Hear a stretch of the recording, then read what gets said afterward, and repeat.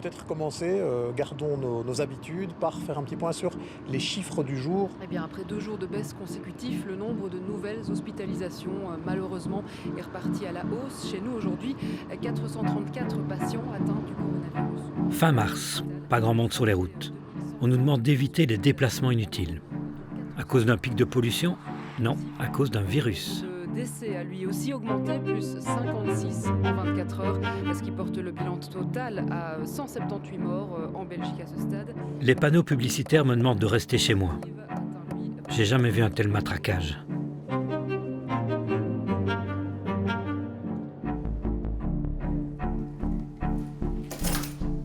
J'ai étudié la communication à l'IEX, comme Sophie Wilmès. De cette époque, j'ai gardé quelques contacts avec des journalistes. Je leur écris une lettre ouverte qui questionne la manière dont ils rendent compte de cette pandémie. Ce qu'ils disent, comment ils le disent et ce qu'ils taisent. Le premier à réagir le fait avec ironie. Tout ça releverait donc d'un complot. Le mot est lâché. Un complot. Je crois pas, non. Ceci n'est pas un complot.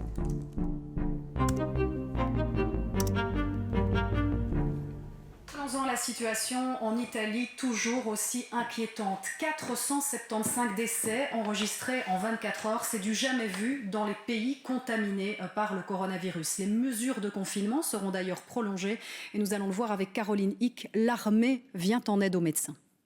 Cette vidéo a été tournée par un médecin italien. Elle montre à quel point son hôpital est débordé par les patients atteints de coronavirus. Tout a commencé par une vidéo tournée au smartphone dans un hôpital de Bergame, en Italie.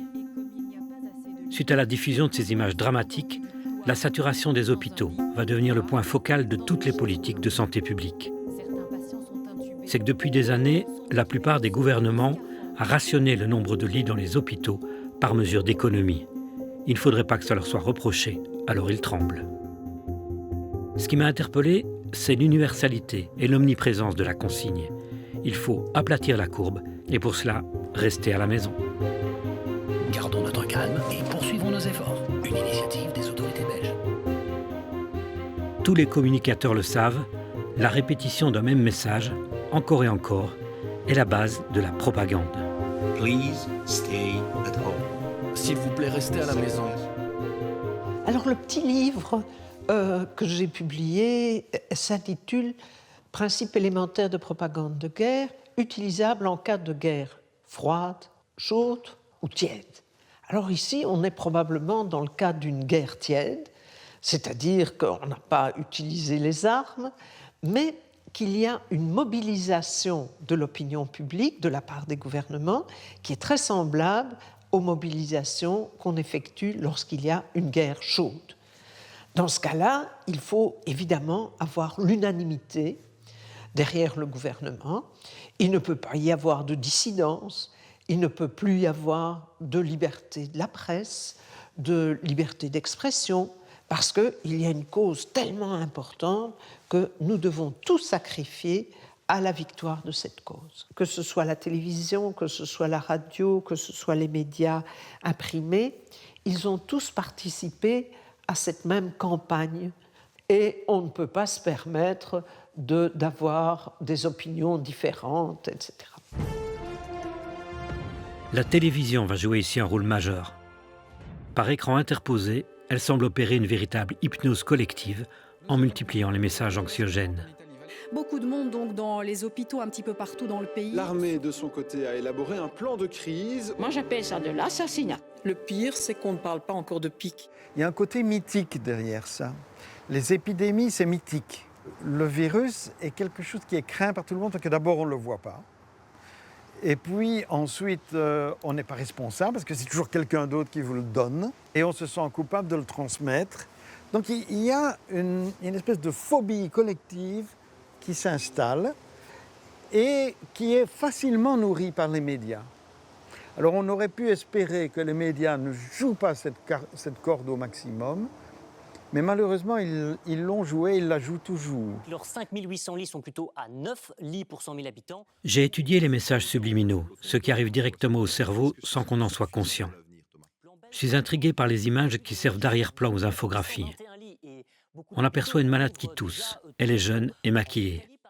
Cet autre patient est lui aussi jeune, contrairement à la grande majorité des personnes qui souffrent réellement de la maladie. Ce sont des figurants. Ces images ont été achetées à la société Shutterstock. Le message subliminal est clair, même les jeunes en bonne santé, même vous, pouvez être victime du Covid. De son côté, étrangement, l'Organisation mondiale de la santé recommande de ne pas trop regarder les actualités. C'est que l'anxiété peut provoquer d'autres problèmes de santé. Mais pour les entreprises d'information, c'est l'occasion de faire de l'audience. Les contaminations au coronavirus continuent d'augmenter dans notre pays. 60 décès sur les dernières 24 heures. On est toujours dans une phase ascendante. Les chiffres coronavirus du jour. Maintenant aux chiffres. Les chiffres sont toujours très inquiétants. Le cap des 1000 décès a été dépassé en Belgique. Pendant des semaines, les compteurs à décès vont tourner en continu, comparant les scores des différents pays. Au Brésil, la barre des 10 000 morts du coronavirus a été franchie. Le nombre de personnes contaminées en Espagne dépasse le nombre officiel de morts en Chine. À la fin de la première vague, avec 10 000 décès, la Belgique bat le record du monde par rapport au nombre d'habitants. Belgium, 12 points. La Belgique. Au 31 décembre, le pays déclare 19 500 morts du Covid. C'est un bilan catastrophique.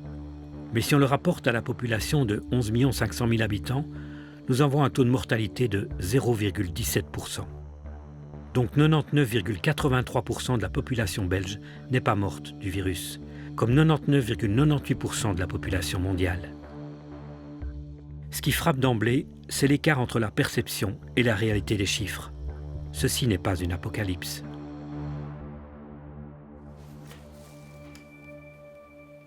Le nombre de décès estampillés Covid-19 doit également être relativisé. Ils ont parfois été comptabilisés avec générosité. Aux États-Unis, par exemple, l'organisme officiel recommande de rapporter sur les certificats de décès toutes les personnes chez qui la maladie a causé, pourrait avoir causé ou a contribué à la mort. En Italie, des médecins estiment que seule une minorité des décès en Lombardie doit être imputée au seul Covid. Suite à une étude de l'université d'Oxford, le Royaume-Uni déduira 5000 décès des statistiques. Et chez nous, c'est l'Institut belge de santé publique, Sciences Anno, qui compile les chiffres. Au mois d'août, elle a ressuscité 121 victimes du coronavirus. Mais le chiffre des non-morts du Covid pourrait bien être beaucoup plus important dans les maisons de repos. Sciences Anno admettait fin avril que seuls 4% des résidents étaient incontestablement décédés du Covid. 96% sont des cas possibles, ils n'ont pas été testés.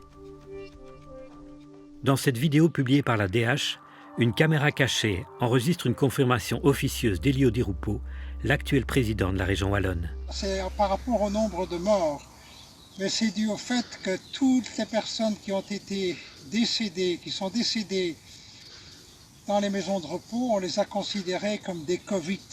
Ah ouais. Et vraisemblablement que ce n'est pas le cas. Donc le chiffre est assez élevé. Malgré cet aveu, les autorités et les médias continuent d'annoncer qu'en 2020, plus de 19 500 Belges sont décédés du Covid, dont 8 400 en maison de repos. Depuis le temps que j'ai patience dans cette chambre noire. Même si ce nombre était réduit de moitié, il resterait dramatique. La manière dont ces personnes sont parties, sans adieu, est une tragédie qui continuera à nous hanter. Est-ce que ce monde est sérieux?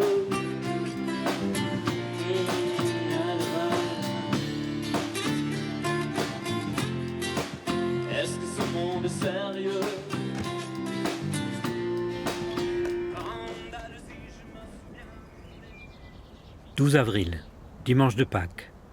Chaque année depuis 40 ans, je rends visite à mes parents. Mais cette fois, ils sont confinés dans leur appartement. Je leur propose de faire le tour du quartier en marchant. Ma mère me répond.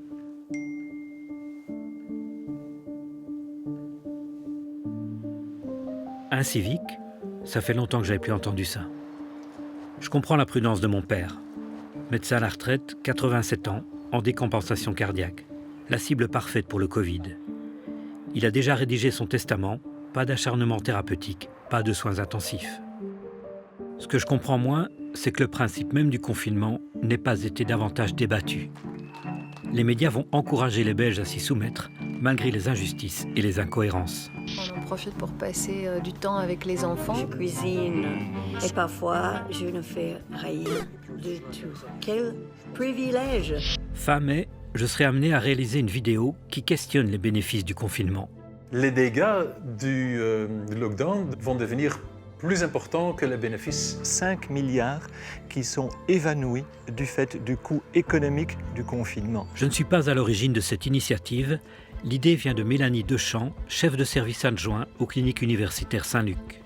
Quand j'essaie de mettre dans la balance le nombre de vies qu'on a peut-être sauvées avec le nombre de vies qu'on a probablement gâchées, ça me fait un petit peu peur. Elle invite 6 autres personnalités à s'exprimer dans le même sens. Les professionnels de plusieurs disciplines commencent à considérer que le confinement a trop duré et trop coûté. On ne comprend pas pourquoi on n'a pas déconfiné très rapidement dans la population jeune, dont on sait qu'elle n'est pas à risque de décès important. On est incapable d'estimer correctement le nombre de vies qu'on a épargnées, et on verra surtout le nombre de vies qu'on va perdre avec ce confinement. Quand j'essaie de mettre dans la balance, la vidéo sera vue 300 000 fois. Le docteur Dechamps contactera la presse, mais aucun média ne donnera suite. Ce n'est que 3 mois plus tard, fin août, que les voix dissonantes seront entendues. C'est suite à la publication d'une lettre ouverte parue dans Le Soir et La Libre, Belgium Beyond Covid. Cette fameuse carte blanche dit ceci: la légitimité des experts actuellement aux commandes doit être remise en question. C'est grave. La volonté du collectif est d'obtenir un élargissement clair et net de cette cellule de conseil. Honnêtement, on ferait mieux d'avoir des discours réalistes et encourageants plutôt que de monter l'anxiété d'une population qui fait ce qu'elle peut dans des conditions difficiles pour faire face à quelque chose qui est encore très mystérieux, largement méconnu, mais qui n'est en aucun cas ni une fatalité ni une mortalité absolue. Bernard Rentier, qu'est-ce qui vous embête dans la présentation de ces chiffres? Si on n'arrive pas avec une très grosse courbe qui arrive à presque à zéro, alors on trouve des trucs pour dire oui, mais c'est plus grave que ce que vous imaginez. Je suis rassuré, la presse s'ouvre enfin au pluralisme des opinions. Donc nous ne savons pas du tout ce qui va se passer. Donc, Le Vif l'Express publie la carte blanche d'une jeune bio-ingénieure qui a travaillé 13 ans chez le géant pharmaceutique GSK. Elle est aujourd'hui indépendante.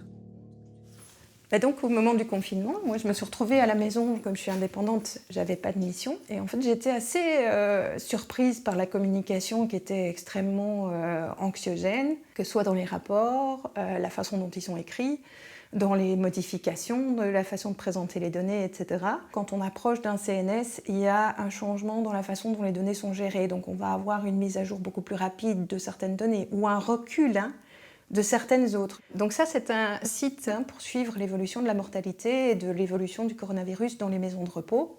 Et la veille du CNS, cette courbe rouge, qui est la mortalité attendue, elle a disparu pendant 5 jours. La veille du CNS, elle a été supprimée, et 5 jours après le CNS, elle a été remise. Pourquoi? Parce qu'il n'y avait pas de surmortalité, donc ça ne tenait pas vraiment la route. Je ne pense pas qu'il y ait du traficage de données dans le sens où on inventerait des données, mais il y a des manipulations de chiffres. Il est quand même assez peu probable qu'il y ait eu un accident dans le fichier qui fait que, comme par hasard, juste sur une période de 4 à 5 jours autour de ce CNS, cette courbe-là est disparue. À l'étranger aussi, de nombreuses voix s'élèvent. La déclaration du Great Barrington est signée par 40 000 professionnels de la santé. Ceux qui critiquent les mesures sont loin d'être des charlatans. C'est le gratin de la science mondiale. Des prix Nobel, des anciens ministres ou directeurs de la santé, des députés. La fronde vient de Yale, Harvard, Stanford, Barcelone, Karolinska, Oxford. La plupart relégués aux réseaux sociaux et aux médias alternatifs. Ici, des médecins américains se regroupent pour expliquer qu'il ne faut pas céder à la panique et qu'on peut guérir du Covid. Les Américains sont pour l'instant tétanisés par la peur. Sur cette chaîne espagnole, un chef de service remet à sa place une journaliste qui cherche à tout prix le sensationnel. Peut-on déjà parler de saturation totale? Il y a des hôpitaux, on l'a vu, où les étages se remplissent, mais peut-on déjà parler de saturation? En fait, il y a une confusion. Vous dites les cas de Covid augmentent, mais ce n'est pas vrai. Les chiffres augmentent, mais pas le nombre de patients malades du Covid. En Allemagne, 2500 médecins s'organisent avec des avocats pour dénoncer la narration officielle de l'épidémie. C'est en France que l'opposition sera la plus médiatisée, portée par des professionnels comme les Toussaint, Toubiana, Fouché, Henrion-Claude, Raoult ou Perron. C'est un grand délire, mais qui est instrumenté, parce que c'est pas par Big Pharma. Tout ça est instrumentalisé. Vous savez quoi? On va tout de suite vous dire vous êtes complotiste, professeur Perron. Moi, je m'en moque, parce que les gens qui disent que je suis complotiste...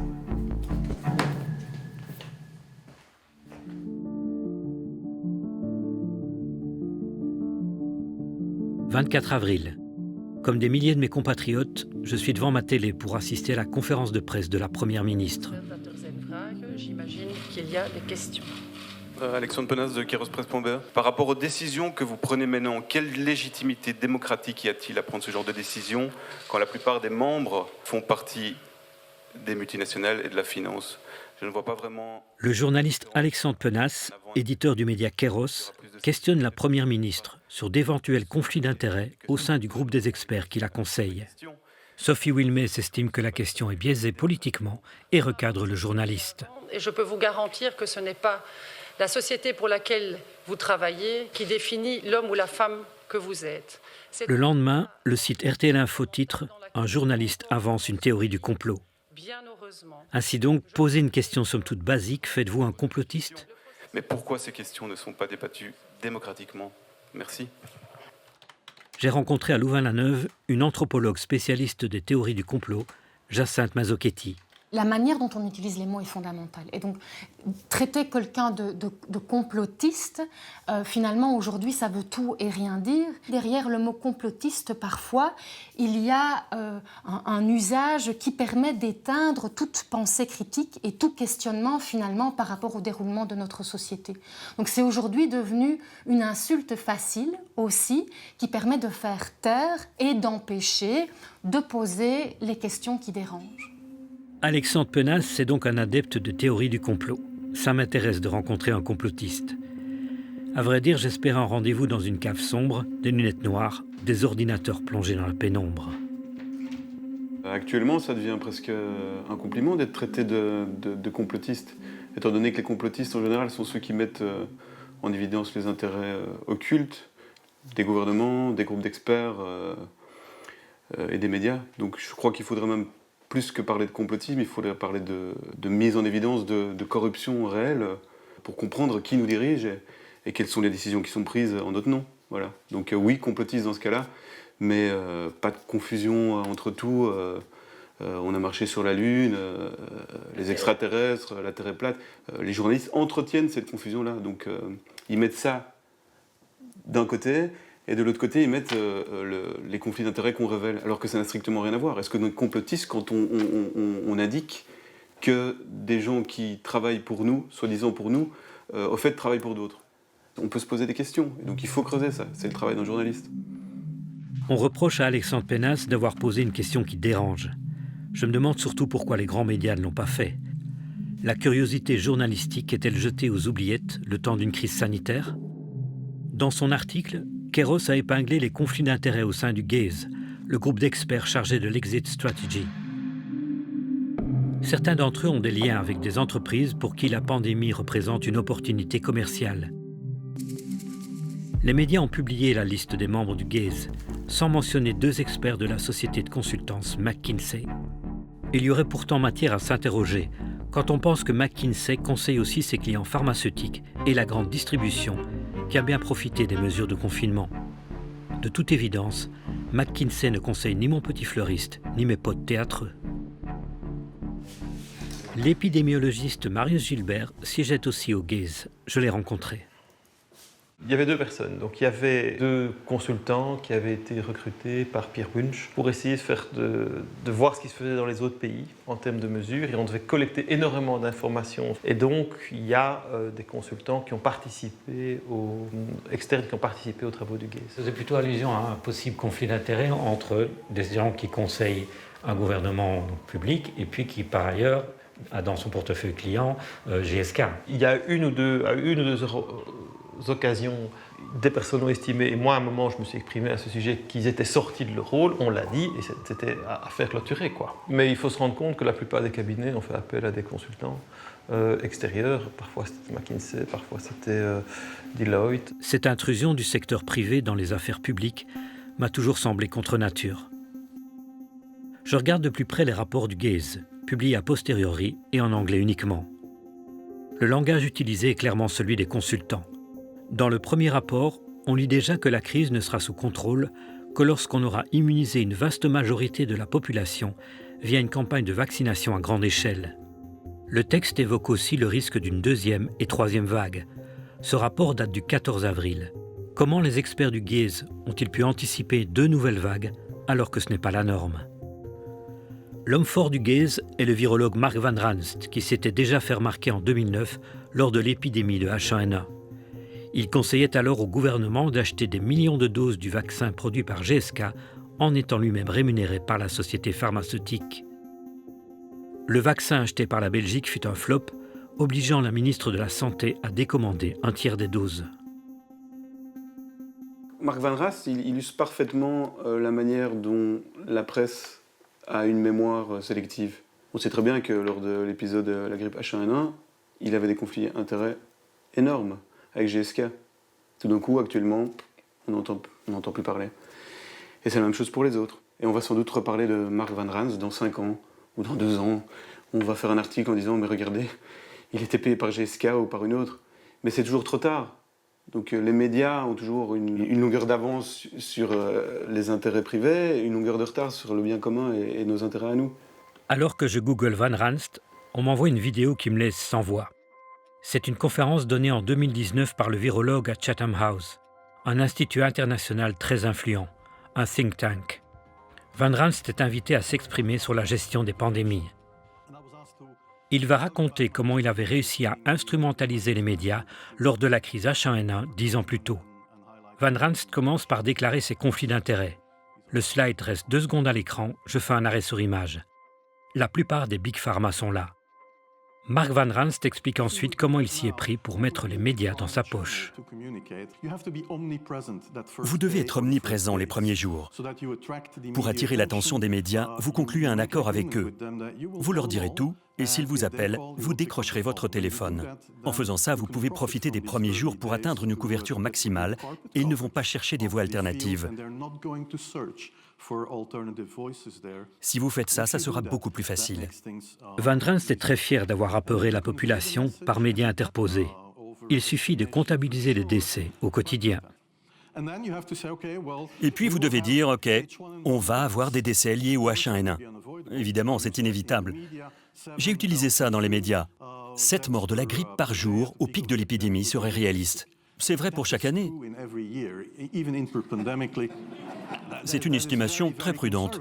Mais parler de décès est très important, parce que les gens commencent à se dire « Vous voulez dire que les gens meurent de la grippe ?» Et c'était une étape nécessaire. Monsieur Van Ranst a un certain sens de l'humour, ou un certain cynisme, c'est comme on voudra. Je lui ai adressé une demande d'interview, restée sans réponse. Celui qui conseille nos ministres pour la gestion de la crise Covid applique-t-il aujourd'hui la même recette que pour l'épidémie H1N1 ? Instrumentaliser les médias pour faire avancer son agenda et celui des labos pharmaceutiques ? On est content de vous avoir aujourd'hui sur ce plateau. Je crois que les télés devraient se méfier de cet homme, plutôt que l'inviter dans les JT. Tacler le premier virologue du pays fait-il de moi un complotiste ? Pour me rassurer, je regarde sur le web à quoi ressemblent ceux que l'on considère comme de vrais adeptes des théories conspirationnistes. QAnon, la tempête. Il y a une raison politique pas nommée derrière tout ce qui se passe. Global Governance, et quand on clique dessus, on trouve le 5G.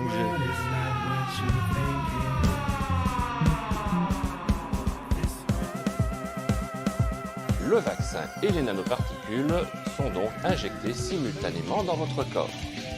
Dès cet instant, votre téléphone portable vous localise aussitôt. Et je vous souhaite bonne chance à tous. Le complot est quelque chose qui est effectif, qui a une certaine matérialité. Donc, d'une part, il y a quelque chose de réel derrière l'idée du complot, et d'autre part, la dimension du complotisme, de la pensée conspirationniste, qui a un regard généralement du côté non seulement du doute absolu, mais aussi de la vérité absolue, avec cette idée aussi d'un pilotage généralement par une minorité toute puissante, voire une minorité même qui aurait des moyens occultes en sa possession. La cible privilégiée des complotistes est le philanthrope Bill Gates, accusé régulièrement de vouloir diriger le monde avec une poignée d'autres milliardaires psychopathes. Bill Gates, en fait, ça renvoie à la question de cette fameuse minorité toute puissante qui aurait pour vocation de contrôler plus encore qu'ils n'en ont la possibilité aujourd'hui par leur réseau et par l'argent qui est en leur possession, de contrôler l'ensemble du monde, de manipuler l'ensemble du monde. Et à partir du moment où elles sont toutes puissantes, on n'a plus de marge de manœuvre. On est foutu en quelque sorte. Et là, ça devient très dangereux parce que, d'une part, ça tue toute possibilité d'espoir et d'action, et d'autre part, ça efface tous les mécanismes de notre société sur lesquels nous avons prise et levier. Prise et levier sur quoi, au juste? On le sait, Bill Gates est le plus gros contributeur privé de l'Organisation mondiale de la santé. Il en influence les priorités selon sa vision du monde, hygiéniste et technologique. Je regarde dans le dictionnaire la définition du mot complot. Projet concerté secrètement contre la vie, contre une institution. Ceci n'est donc pas un complot, puisque Gates ne fait rien secrètement.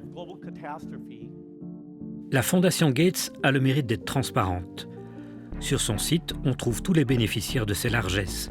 Par exemple ici, en mars 2020, au moment où la pandémie débute chez nous, 700 000 € pour le laboratoire de la KU Leuven, celui de Mark Van Ranst. Un beau cadeau pour celui qui influence nos politiques de santé publique, menant tout droit à la vaccination de masse, chère à Bill Gates. Bill Gates sait aussi s'y prendre pour avoir bonne presse. Parmi ses bénéficiaires, on trouve de nombreux grands médias. Par exemple ici, le journal Le Monde, 2 millions de dollars en 2019. On ne s'étonnera plus que le quotidien prenne systématiquement la défense de Bill Gates. L'AFP est également un grand défenseur de Bill Gates. Rien d'étonnant, la fondation Bill et Melinda Gates est un gros client d'AFP Services, la branche corporate de l'agence de presse française. Les médias belges relaient volontiers les dépêches de l'AFP qui défendent Gates contre les rumeurs. Plutôt que passer leur temps à faire la chasse aux complotistes, les journalistes ne devraient-ils pas dénoncer la prédation du secteur privé sur la santé publique ? Difficile évidemment quand on est soi-même dans les griffes des lobbies.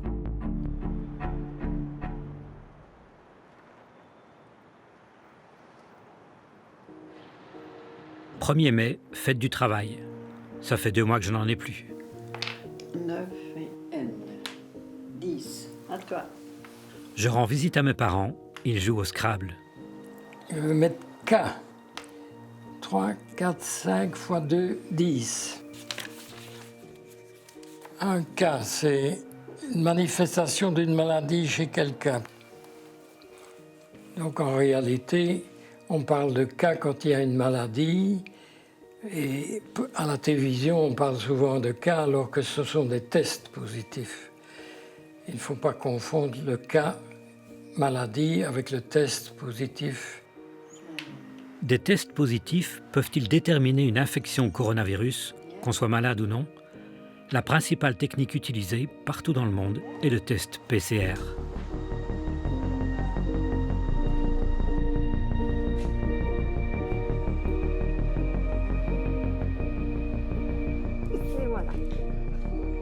J'ai voulu comprendre de quoi il s'agissait en rencontrant la directrice médicale d'un laboratoire. PCR, ça veut dire Polymerase Chain Reaction. Alors derrière en fait cet acronyme, il y a ce qu'on appelle nous une technique d'amplification.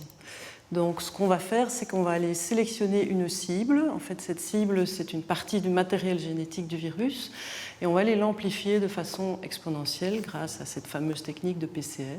Donc après un certain nombre de cycles, on peut obtenir jusqu'à 1 million, voire plus, de copies de ce qu'on cherchait au départ. La trace laissée par le virus est en fait amplifiée à chaque cycle. Il faut imaginer une photocopieuse qui agrandirait 2 fois l'image à chaque passage.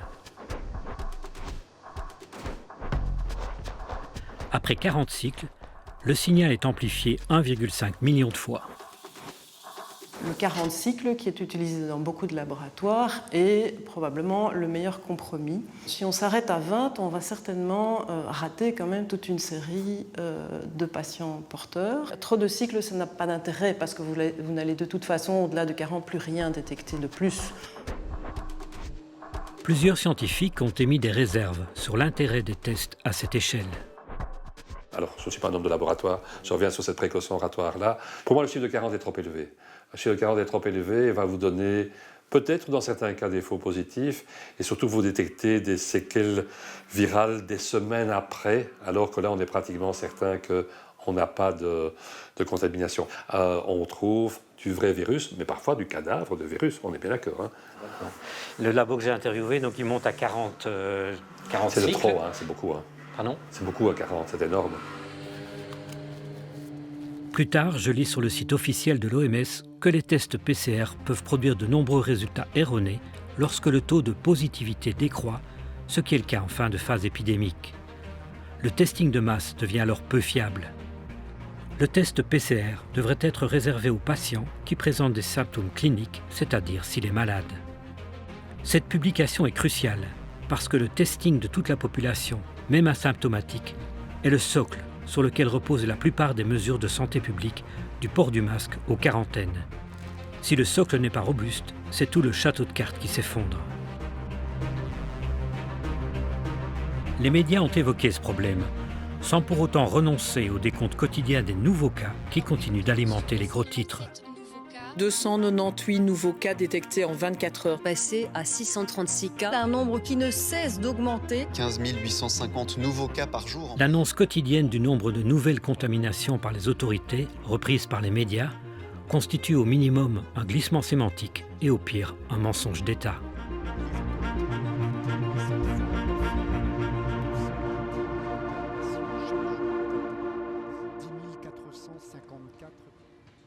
« 9 mai.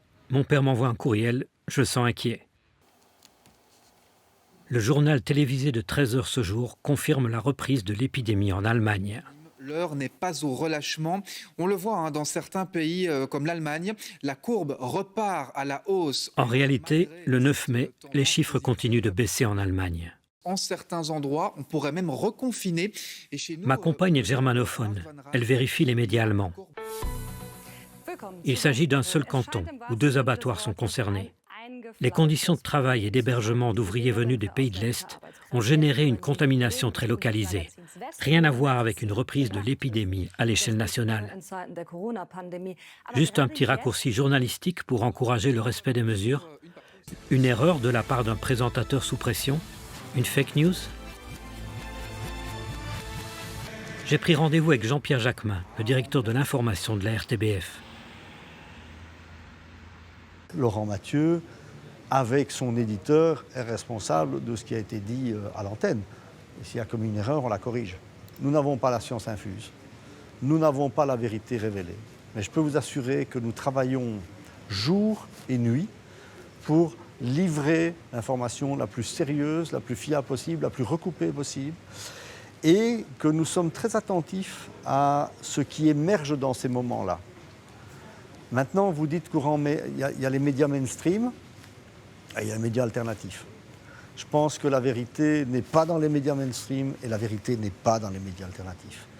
La vérité, elle est dans les deux. Il y a des fake news dans l'information officielle, énormément. Or, ne sont taxés de fake news que ce qui ne correspond pas à l'information officielle. Et donc, c'est une manière de se débarrasser des contestataires, je dirais. Et il faut se demander chaque fois où sont les fake news, puisque la réalité a tellement changé de semaine en semaine. La pandémie n'est évidemment pas une fake news. Je ne nie pas le virus, la souffrance des patients, l'angoisse de leurs proches, le dévouement du personnel soignant. Un de mes meilleurs amis est resté une semaine aux soins intensifs et j'ai eu peur pour lui. Mais toute cette détresse ne doit pas faire oublier les manipulations, les opportunismes, le business. 24 juillet. J'assiste à une conférence de presse organisée par Cienzano. Ce jour-là, il y a peu de journalistes dans la salle. Le pic de l'épidémie est passé.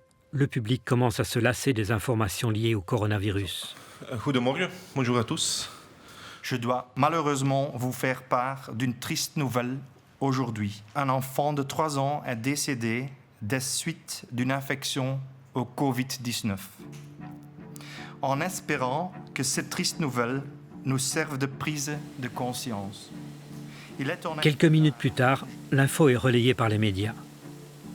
Les gros titres sont sans nuance. J'ai rencontré le papa de cet enfant sur son lieu de travail. Quand j'ai vu les médias dire que l'enfant était décédé du Covid, je n'ai pas accepté. C'est le Covid qui l'a accompagné, mais à la base, elle était déjà atteinte d'une maladie neuromusculaire. Elle avait déjà des problèmes de respiration et tout ce qui s'ensuit. Et le Covid est venu accompagner. Et je n'étais pas d'accord parce que les médias ont dit que c'est Covid. C'est pour effrayer toute une population. Si je n'étais pas le papa de cet enfant, que j'aurais entendu ça dans les médias, j'aurais été effrayé. Effectivement, vous entendez un enfant de 3 ans et demi qui décède du coronavirus, c'est vrai que ça fait peur. Mais quand vous savez ce qui s'est passé auparavant, l'état de l'enfant, c'est pas logique qu'on vous mette ça dans les médias comme ça. Avant le Covid, elle a eu une thrombose pour un enfant de 3 ans et demi. Et comme je dis toujours, elle était faible, c'est vrai, mais elle nous a donné beaucoup de joie avec sa maladie. Et la perte pour nous, ça a été une très très grande perte. J'ai de plus en plus l'impression que toute cette communication a pour objectif de maintenir la peur. Je ne suis pas le seul à le penser. J'ai rencontré le docteur Pascal Sacré, intensiviste au Grand Hôpital de Charleroi. Il a suivi une formation universitaire sur les états de conscience et l'hypnose. Moi, je dirais, et là encore, c'est le médecin qui parle, ces états de stress dans lesquels on maintient la population sont capables d'engendrer, encore une fois, source à l'appui, plus de problèmes de santé ou aggraver des problèmes de santé que le Covid. Le système immunitaire en particulier est très sensible à la peur. Et je dirais même que ça ajoute, et là c'est un autre élément qui m'a vraiment tétanisé et fait vraiment réaliser que là il se passe quelque chose, c'est que cette peur, on peut en reparler, est associée à une inhibition de l'action. Ça c'est un phénomène psychologique qui a été mis en évidence par Pavlov et Henri Laborie. Ils ont fait des expériences avec des rats, par exemple. On sait que quand on prend quelqu'un et qu'on le stresse, celui qui va s'en sortir, c'est celui qui sait agir sur ce stress. Donc soit passer dans une autre cage, soit même, si on met 2 rats, agresser l'autre rat. Tant qu'il sait faire quelque chose, il va s'en sortir et survivre. Si on empêche aux gens de faire quelque chose, et qu'est-ce qu'on a fait? On les a confinés, on leur a empêché d'agir par rapport à ça. Attendez. C'est une inhibition de l'action.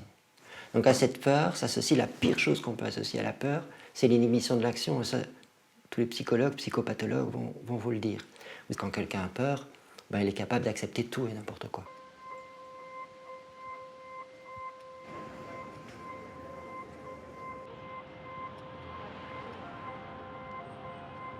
« 16 août, c'est l'été, il fait beau, l'air circule. Le virus aussi, nous dit-on. Pour s'en protéger et protéger les autres, le port du masque est recommandé, même en extérieur. En mars, en pleine épidémie, le porte-parole Emmanuel André affirmait que le masque n'était pas nécessaire. En juin, alors que les contaminations faiblissent, il le juge d'une nécessité absolue.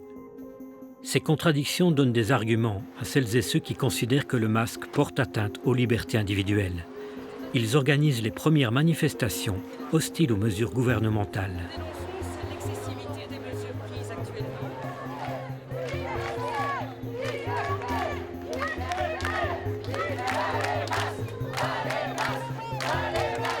Les journalistes présents sur place découvrent une véritable défiance à l'égard des médias, accusés de ne relayer que le discours officiel.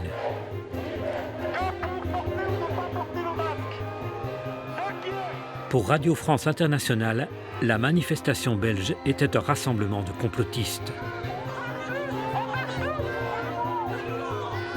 Le 29 août, une manifestation d'une autre ampleur se tient à Berlin. Les organisateurs estiment qu'ils sont plus d'1 million. L'événement culmine avec le discours de Robert Kennedy Jr.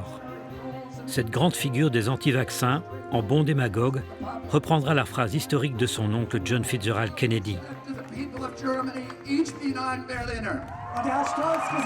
Qui sont exactement ces manifestants anti-masques? Au vu des images, on a l'impression qu'il y a des profils vraiment très différents. Des anti-vaccins, des skinheads, des chrétiens évangélistes, et on peut voir flotter les uns à côté des autres des drapeaux aux couleurs de l'arc-en-ciel, des drapeaux noirs, rouges et blancs. En Belgique, aucun JT ne mentionnera Kennedy, un nom qui fait pourtant de l'audimat.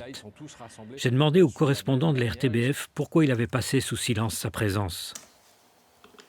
Réponse: Kennedy est venu à Berlin pour lancer son ONG anti-vaccin.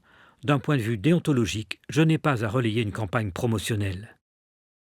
Pas de publicité pour les anti-vaccins, soit, mais de là à faire du placement produit en plein JT. Le groupe pharmaceutique AstraZeneca reprend ses essais cliniques au Royaume-Uni et au Brésil. On vous parlait hier du géant américain Pfizer qui annonce que son futur vaccin, toujours en test, est efficace à 90%.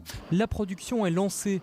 À l'intérieur de ces bâtiments, ils viennent peut-être de trouver la formule miracle pour combattre le coronavirus. La découverte d'un vaccin est l'une... Sophie Meulemans a fondé en 2009 le collectif Initiative citoyenne au sortir de l'épidémie H1N1. À cette époque, elle était encore interviewée pour défendre l'idée d'une liberté vaccinale. Nous, on est avant tout pour le respect de la liberté vaccinale et le droit au pluralisme thérapeutique. Donc ça veut dire le droit de se soigner autrement que par le tout chimique, le tout pharmaceutique. En 2009-2010, il y a eu une série de conférences de presse qu'on a données, une série de reportages au JT. À l'heure actuelle, c'est un blackout, c'est des messages de peur, c'est un sens complètement unilatéral.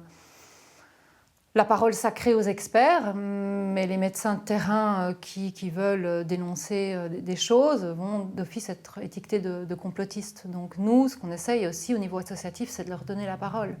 La presse a tendu un véritable cordon sanitaire autour de celles et ceux qu'elle qualifie d'antivax.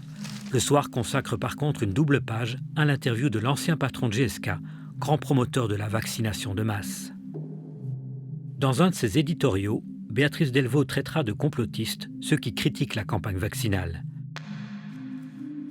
Je ne suis pas un anti-vaccin. J'en ai eu ma dose et je dois d'ailleurs faire mes rappels. Mais pour le Covid, je préfère attendre un peu comme beaucoup de mes compatriotes. Pourquoi cette méfiance ? D'abord parce que certains de ces vaccins reposent sur une technologie nouvelle, celle de l'ARN messager, encore jamais testée à grande échelle. Je ne suis pas compétent pour en discuter les bénéfices et les risques, mais il me semble présomptueux de garantir l'absence d'effets indésirables à long terme. Ce qui engendre la méfiance, ce sont aussi ces négociations opaques et les spéculations boursières. Et puis, les conflits d'intérêts que l'on prétend inévitables. Je lis sur ce bandeau que le spécialiste interviewé sur la sécurité des vaccins est professeur d'immunologie à l'ULB. Certes, mais il est aussi président du conseil d'administration de la fondation AstraZeneca. C'est à cette société que la Belgique passera la première commande de vaccins. Mais il y a un hic. AstraZeneca a négocié son immunité contre les poursuites. C'est l'État qui devra garantir l'indemnisation des éventuelles victimes d'effets secondaires. Personnellement, je suis un très grand défenseur des vaccins. L'absurdité vient de ceux qui signent le contrat où il est écrit que le producteur ne garantit pas. Il y a une chose qu'il faut se rendre compte, ce sont des entreprises qui sont dans un système libéral. Qu'est-ce que fait une entreprise dans un système libéral? Elle saisit les opportunités. Qui a demandé à ce que le développement soit accéléré? Ce ne sont pas les entreprises, ce sont les gouvernements, c'est l'Europe, c'est la FDA, ce sont tous les pays qui, quelque part, font pression pour que le développement se passe le plus vite possible. Les gouvernements se sont mis dans une situation où ils se sont coincés et où ils ont conditionné leur sortie de crise à la distribution de ce vaccin. Et c'est là le piège dans lequel les politiques sont pris. Il faut comprendre qu'eux ont la pression du public qui veut un vaccin, parce que depuis Pasteur, on sait que les vaccins, ça marche. Donc, ils veulent un vaccin parce que comme ça, ils sont protégés et on n'en parle plus et ils peuvent aller faire leurs courses comme ils veulent et ils peuvent revivre une vie normale et aller où ils veulent. Les autorités belges ont été tellement critiquées vis-à-vis de leur non-prévoyance vis-à-vis des masques et des réactifs qu'ils se disent bon, on ne peut pas louper le coche de la vaccination et que donc ils se retrouvent coincés et qu'ils se retrouvent dans des décisions comme celle-là. Tout ça repose sur la confiance que l'on place dans des personnes qui prennent des décisions à notre place. CQFD. Comment les autorités vont pouvoir gagner la confiance de 70% des Belges, puisque c'est un des enjeux, parvenir à convaincre 70% des Pour que la population Belges y adhère, les grands médias vont se faire les chantres de la vaccination. On va même créer le hashtag « Je me vaccine » qui enrôle des people. En parallèle, sur les réseaux sociaux, toute critique du vaccin anti-Covid sera censurée d'office. Les algorithmes seront sans pitié et sans recours. Christophe de Brouwer, ancien président de l'école de santé publique de l'ULB, sera lui aussi censuré par Facebook pour désinformation pouvant entraîner des préjudices physiques. Avec la crise du Covid, Facebook, YouTube ou Twitter font plus que jamais la chasse aux informations scientifiques qu'ils considèrent erronées. Paradoxalement, Facebook continue de tolérer les groupes créationnistes ou ceux qui pensent que la Terre est plate. L'argument scientifique est-il à géométrie variable quand il s'agit de censure ? Serais-je censuré moi aussi si j'écris qu'il existe des alternatives à la vaccination ou au moins des solutions complémentaires ? Il y a tout d'abord la recherche de l'immunité collective, comme l'a tenté la Suède, ou le renforcement de l'immunité individuelle, grâce par exemple à la vitamine D. Il y a aussi les plantes médicinales, telles que l'artémisia annua, et puis les médicaments repositionnés, comme la chloroquine. Le protocole à base de cette molécule va faire l'objet en France d'une incroyable saga. Chez nous, pas de débat, le traitement sera largement utilisé dans les hôpitaux. Par contre, l'Agence fédérale du médicament va fortement en déconseiller la prescription par les généralistes. C'est étrange.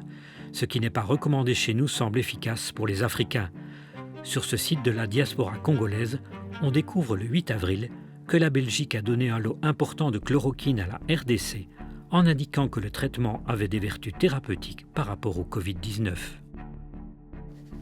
Toutes les alternatives au vaccin seront globalement négligées par les pouvoirs publics et disqualifiées par les médias. Nous avons décidé que les bars et cafés, mais également les salons de thé et café, devront fermer leurs portes, ils seront fermés. Les clubs sportifs amateurs devront fermer leurs buvettes. Début octobre, nous avons un nouveau gouvernement et on nous parle de plus en plus souvent d'une deuxième vague. J'aimerais savoir comment ça se passe aux soins intensifs des hôpitaux bruxellois. Je revois le professeur Laterre. Il y a une infection sur votre rein. Mais bon, il n'y a pas de problème. On a commencé le traitement tout à l'heure, ça va? OK? Vous avez des patients Covid? Oui, tout à fait. Donc, il y en a un là. Et il y en a deux autres au fond de l'unité. On est loin de la saturation. Ah oui, complètement. Je veux dire, si on se remet dans le contexte du mois de mars-avril, l'ensemble de la structure ici, les 14 lits, n'étaient occupés que par des patients Covid. On a eu jusqu'à 27-28 patients en même temps. En fait, il n'y a jamais eu de saturation complète des hôpitaux, en particulier quand on regarde le domaine des soins intensifs, à l'opposé de ce qu'on a pu rencontrer dans le nord de l'Italie. Grâce au confinement ? Non, à cause du confinement. C'est-à-dire, c'est plutôt ça. C'est-à-dire que beaucoup de gens, à cause du confinement, ont eu peur de se déplacer alors qu'ils avaient éventuellement des symptômes et beaucoup de gens ne se sont plus présentés à l'hôpital. Allô ? Bonjour. Un journaliste appelle le médecin pour avoir son avis sur les mesures décrétées ce matin par le nouveau gouvernement, comme la bulle de 4. Je pense que la communication, surtout, avait un objectif de marquer le coup et dire voilà, ben maintenant on existe, on arrive, on est organisé, on sait ce qu'on veut, on sait ce qu'on va faire. Par contre, je pense qu'on avait convenu aussi d'avoir des mesures plus ciblées, parce qu'en fait, ici, on fait une mesure linéaire, où on met tout le monde dans le même panier.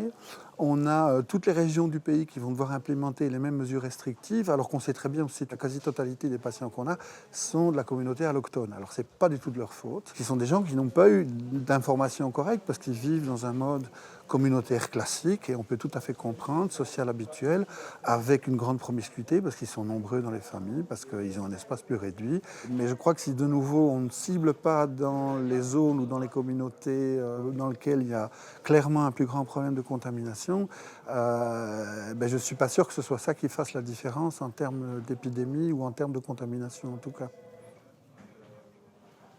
Très bien, merci. À tout à l'heure. Le professeur Laterre ne sera pas invité ce soir et on ne le verra plus dans les débats télévisés. Son message sur le ciblage des communautés à risque sera peu relayé dans les médias. Des soirées entre jeunes, des soirées à l'abri des regards et un virus qui peut circuler allègrement. Depuis la rentrée, les autorités et les médias vont désigner les jeunes ou les voyageurs comme responsables de la hausse du nombre de cas positifs, comme s'ils étaient le cœur du problème. On nous parle de solidarité, mais je constate plutôt un discours médiatique qui divise, qui culpabilise. On fustige des comportements sociaux et non l'inefficacité d'une politique de santé publique. La presse s'en prendra aussi à ceux qui, en été, ont tenté de relativiser la gravité de la pandémie. Elle a même inventé un nouvel adjectif pour ça, les rassuristes. Des professionnels de la santé vont s'en trouver ostracisés. C'est le cas du professeur Jean-Luc Gallat. D'autres seront critiqués pour leur liberté de parole.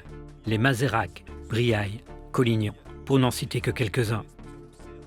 Le journaliste Bertrand Haine ira jusqu'à les traiter de marchands de déni. Bulle sociale de 5, qui soi-disant n'avait plus de légitimité, sous la pression grandissante d'experts francophones ou flamands. S'il faut pointer quelqu'un ou quelque chose du doigt aujourd'hui, eh bien c'est ces marchands de crédulité et de déni qui nous disaient il y a encore 3 semaines que tout allait bien. Voilà une bonne base. Il y a quelque chose quand même qui me surprend vraiment dans l'évolution du positionnement des médias au cours de cette épidémie.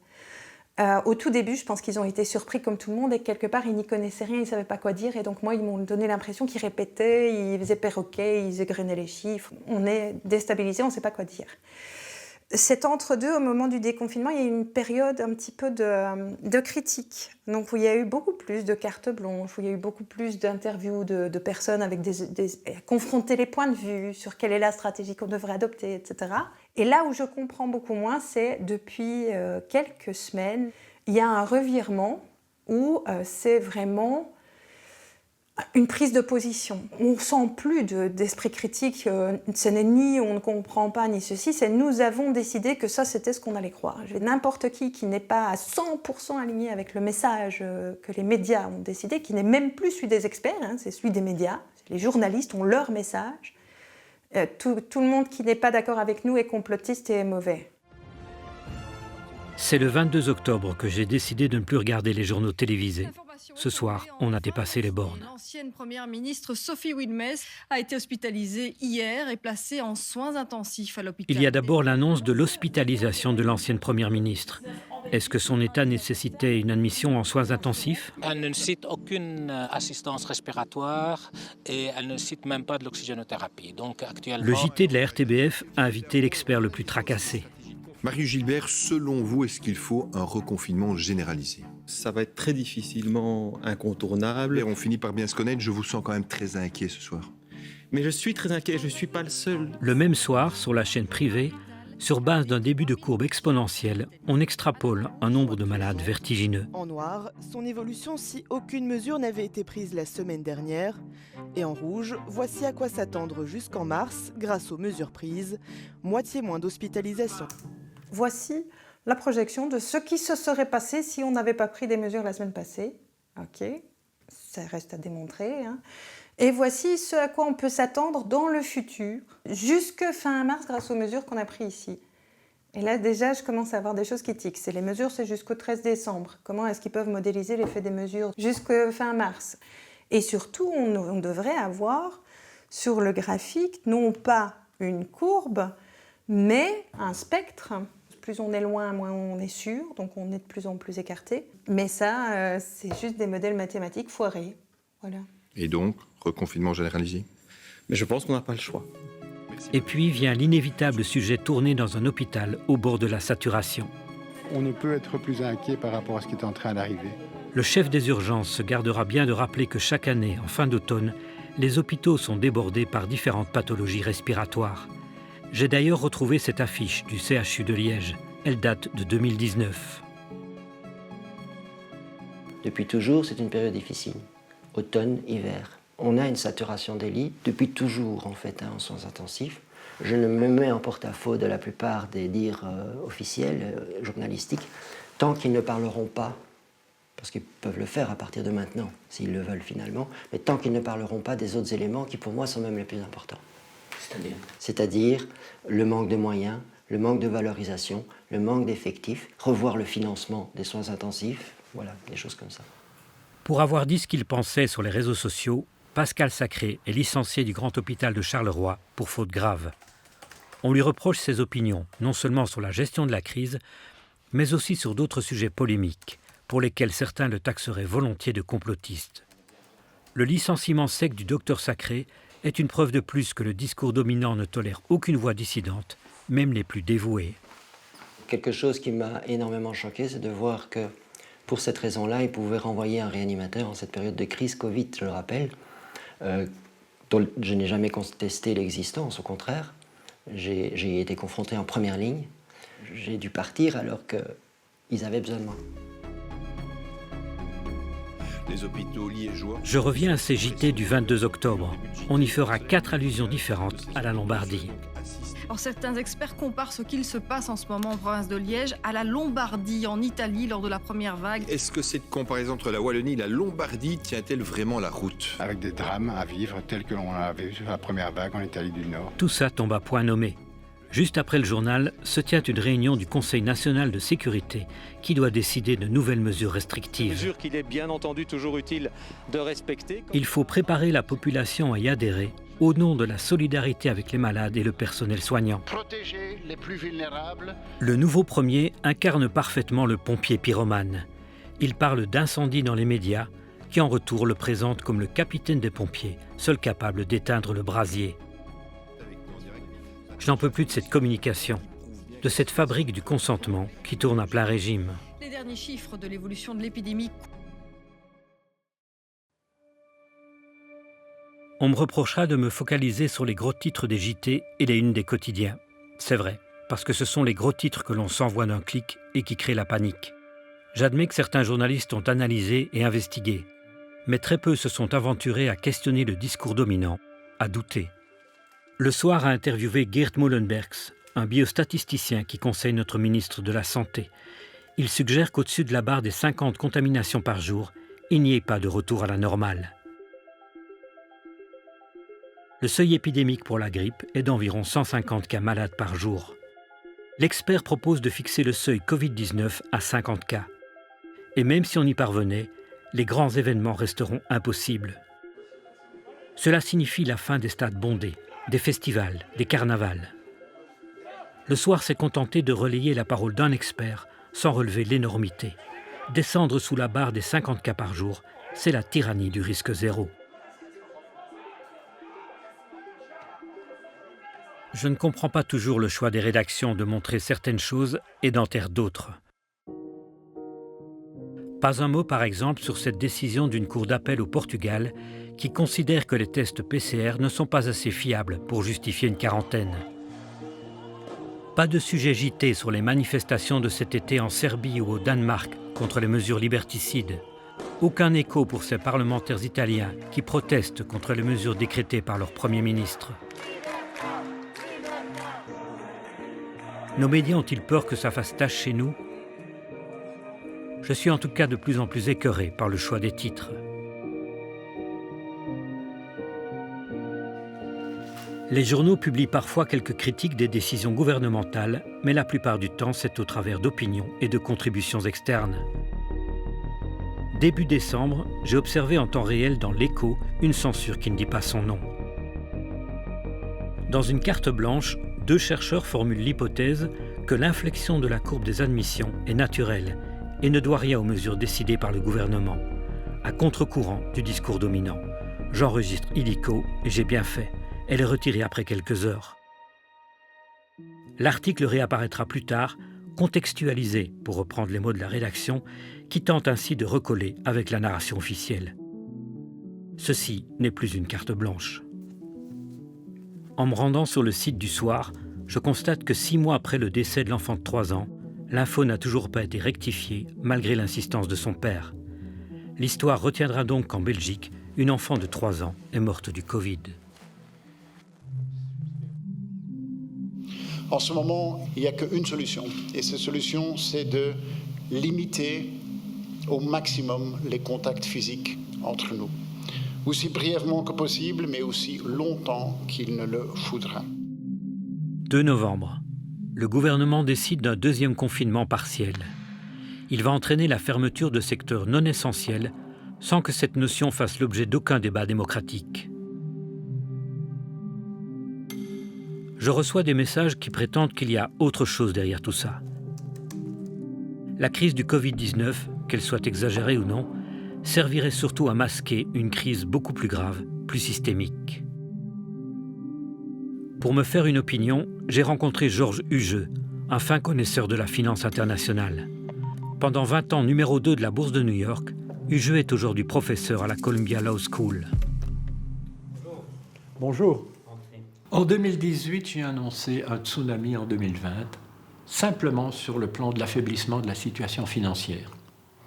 Le coronavirus a été un révélateur de beaucoup de choses, et notamment du fait que nous avions complètement désinvesti en termes de lits d'hôpitaux, en termes de laboratoires, en termes d'infrastructures. Nous avons des États qui ont agi de manière irresponsable. Et depuis la crise de 2010, l'endettement des États a profondément augmenté. Mais on vient de remettre autant d'argent en 6 mois que ce que l'on avait mis pendant les 10 années précédentes. Mais comme nous avons commencé l'année 2020 dans une situation de fragilité de l'endettement, la situation avec laquelle nous terminons 2020 est très proche de catastrophique. Ce qui veut dire que la récession pourrait être plus profonde que ce qui est annoncé. Les défenseurs de l'ultralibéralisme vont-ils mettre la faillite du système sur le dos du Covid ? J'entends déjà les gouvernements se dédouaner de toute responsabilité en faisant du virus le bouc émissaire. Is het ook een sociale en een economische crisis? On a décidé ce qu'il faut décider. J'entends déjà les médias entretenir la même confusion. Le choc économique causé par le Covid-19. Les sites officiels et les médias parlent du coût économique du coronavirus. C'est une erreur. C'est le confinement qui a coûté des milliards. Et le confinement est une décision politique. Étant entendu que nous ne sommes pas responsables du fait que nous avons organisé un confinement, étant entendu qu'on a tenu un langage qui a créé la peur dans la population, mais bien entendu, de ça, les gouvernements ne sont pas coupables. Et le fait qu'ils aient littéralement détruit l'économie n'est pas de leur responsabilité, ils n'ont fait que suivre les médecins. Ça, c'est une démission politique. Pour que ça marche, il y a un élément capital, c'est que la population puisse faire confiance à ses dirigeants. Faire confiance à qui ? Nos représentants au Parlement restent muets, comme sidérés. Ce sont les exécutifs qui mènent la danse, flanqués de consultants privés et de virologues qui murmurent à l'oreille des ministres. Comment faire confiance à une administration qui bafoue le secret médical ? Depuis plusieurs mois, nous devons communiquer les données de résultats de PCR à Cienzano et les données personnelles du patient. Votre nom, votre prénom, votre numéro de registre national et les autres données qui sont éventuellement en notre possession. En tout cas, de toute façon, l'adresse et si le numéro de téléphone est disponible. Et il est clair que nous n'étions pas du tout habitués, si je puis dire, à ça. Et en tant que médecin, ça pose quand même problème. Ça n'a pas été facile. Mais bon, il y a un cadre légal qui a été mis en place. Mais si je suis négatif, quel est l'intérêt de communiquer mes données ? Oui, on rentre dans les questions plus difficiles. Hein. Sur les données personnelles aussi, on a beaucoup concédé. Il a fallu des années pour que le Parlement européen ponde un règlement qui les protège, et seulement quelques semaines pour les foutre en l'air. Dois-je accepter d'être tracé ? Est-il normal de donner mon numéro de téléphone à un barman et mon adresse mail à la piscine?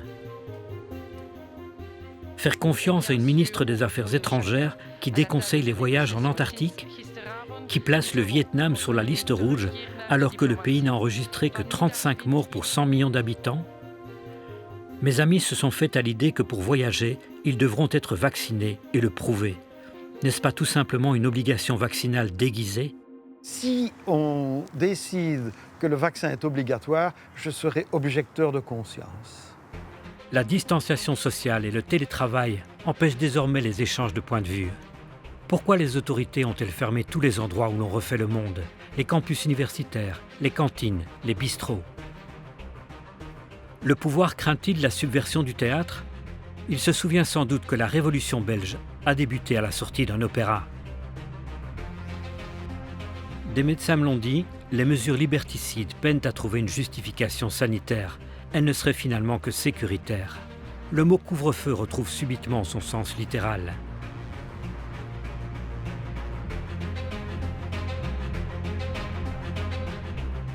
L'interdiction des grands rassemblements sonne-t-il le glas des manifestations où la population pouvait exprimer sa colère? En démocratie, la presse ne devrait-elle pas être le premier rempart contre les abus du pouvoir? Dans cette crise, au contraire, elle semble accompagner le pouvoir, même dans ses délires.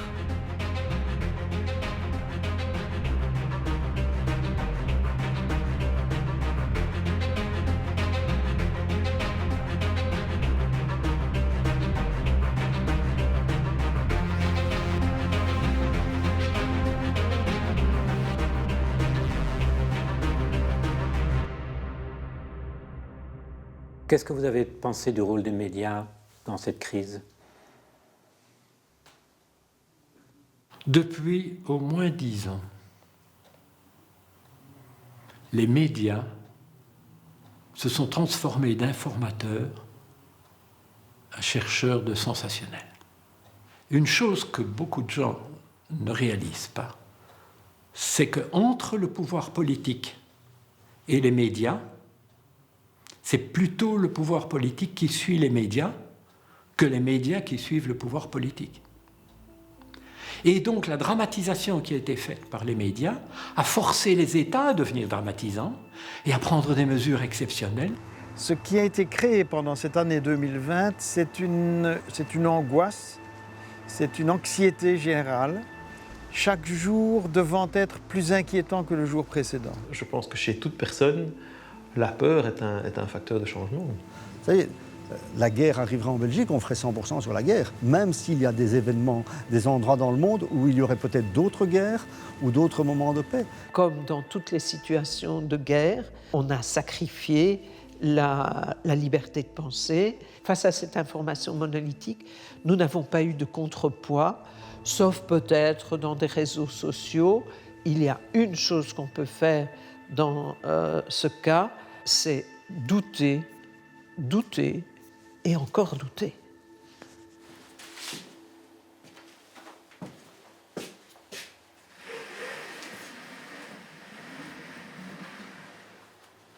C'est Noël.